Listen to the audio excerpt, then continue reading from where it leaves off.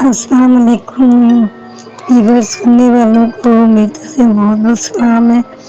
अगर मेरी ये स्टोरी पसंद है तो आप इसको लाइक और फॉलो ज़रूर करें। ये बहुत सच्चा वाक़या जो कि मेरे और मेरी कज़न के साथ पेश आया है।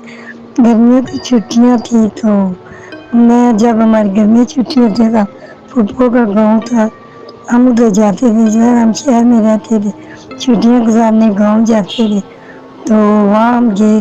तो एक दिन मैं मेरी कज़न, हम दोनों में बहुत ज़्यादा था ना प्यार मोहब्बत थी हम दोनों। बस ना जब मैं उधर जाती या वो मेरे घर आती तो हम अलग बैठ के बस बातें करते, तो कुछ ना कोई ज़रा खेलते करते।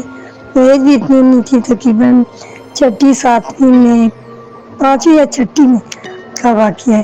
तो जब हम गए तो हमने कहा चलो सारे सो रहे हैं, तो फूफो के घर के साइड के पीछे जो उनके खेत हैं, खेतों के जो बहुत सारी गहराई सी है ना, वहाँ हम जाके बैठ गए।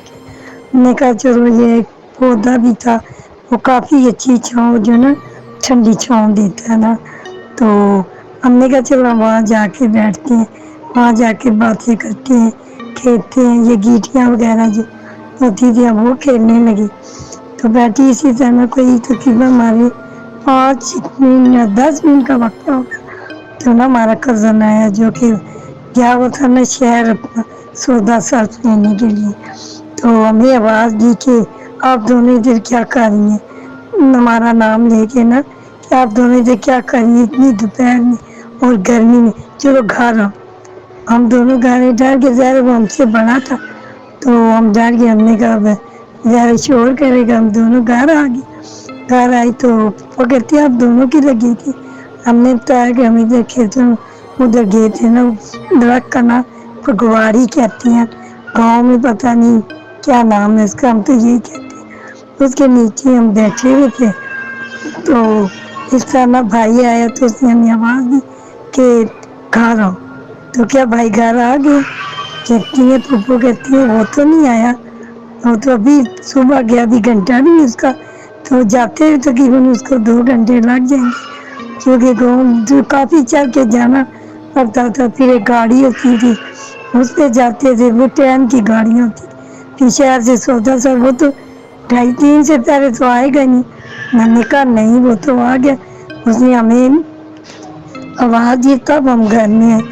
तो पप्पू कहती है अच्छा, शायद वो शहर नहीं गया होगा, वापस आ गया। मैं देखती हूँ, पप्पू अंदर गई, देखा सारे घर थी उनका काफ़ी बड़ा था, काफ़ी कमरे थे ना, 6-7 कमरे थे। जीवन का वो तो कहीं वहाँ तो नहीं है। अच्छा, हमने कहा अच्छा ठीक है, हम बस बैठ गए। हमने कहा शायद थी, तो पप्पू कहते शायद चला गया हो कहीं, भाई किसी दोस्त के पास बैठ गया भाई। काफ़ी तकरीबन 2:30-3 हुए ना, तो 3 बजे का टाइम था।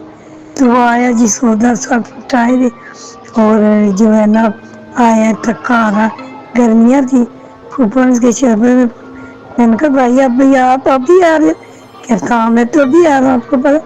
मैंने कहा तो फिर हमें किसने बुलाया था? कहते नहीं मैं तो अभी आ रहा हूँ, सुबह का गया हूँ।